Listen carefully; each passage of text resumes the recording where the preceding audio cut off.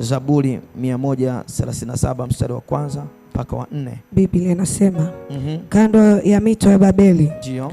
ndiko tulikoketi tukalia tulipoikumbuka Sayuni, katika miti iliyo katikati yake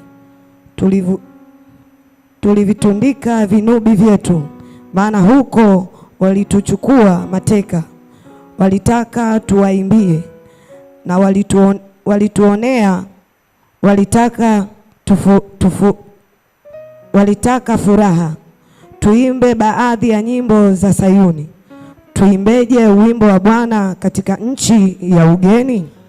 Biblia inasema Israeli wakachukuliwa mateka wakapelekwa mpaka Babeli, na walipofika Babeli watu wakataka waimbe nyimbo za Bwana, lakini wao walivitundika vinubi, wakasema tutawezaje kuimba nyimbo ya Bwana katika nchi ya ugeni?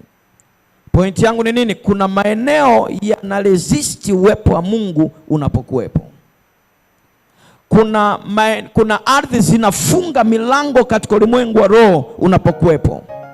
Kwa hiyo unajikuta ukikaa katika ardhi ya namna hiyo, kila ukitaka kuomba mambo ni magumu.